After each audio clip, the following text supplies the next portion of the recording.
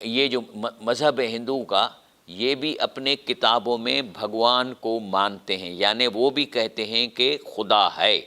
تو ان کو ہندوؤں کو بالکل اپنے ویدوں میں کانسیپٹ ہے کہ بھگوان ہے، آسمان میں بیٹھا ہوا ہے، اور ہندوؤں کا یہ کانسیپٹ ہے کہ جتنے بھی نیک لوگ ان کے مر گئے ہیں وہ جنت میں بھگوان کے ساتھ موجود ہیں۔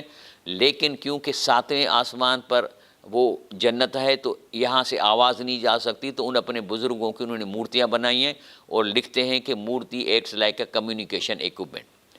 ابھی جودھائزم میں جائیں تو جودھائزم میں بھی کانسیپٹ ہے خدا کا، ان کی ساری کتابوں سے نکالیں کہ وہ بھی جو ہیں، یہ جو ہے نا، دے آر نون اے جوز جس کو بولتے ہیں، they believe in prophetic mission and prophetic Moses, پیسوان کو مانتے ہیں اور خدا کو مانتے ہیں، یعنی یہودی ہندوؤں کی طرح اللہ کو مانتے ہیں۔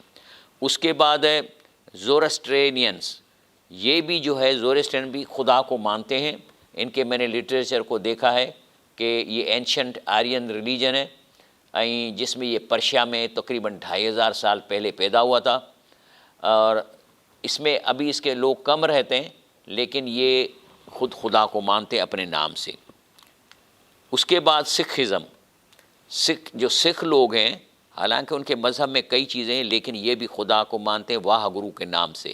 تو ان کے اس کا مطلب ہے کہ الست بربکم انسان کے جین میں شامل ہے، کوئی مذہب خالی۔ کرسچینٹی گاڈ کہتے ہیں، اللہ کو مانتے ہیں۔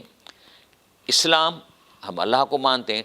تو اس کا مطلب ہے کہ الست بربکم والا جو وعدہ تھا وہ انسان ذات کے ساتھ کیا گیا تھا، کہ اللہ کہتا ہے کہ کیا میں تمہارا رب نہیں؟ سب نے کہا، جو روح تھے وہ آگے روح جا کے کوئی کرسچن بن گئے، کوئی ہندو بن گئے، کچھ کیا بن گئے، تو لیکن ان سب کو پتہ ہے۔ اس لیے جو بھی انسان نیچر پہ بچہ پیدا ہوتا ہے، اس کا کام ہے سب سے پہلے ڈھونڈتا ہے کہ کریٹر کون ہے، کس نے بنا، اور کسی نہ کسی نام سے اس کو جانتا ہے۔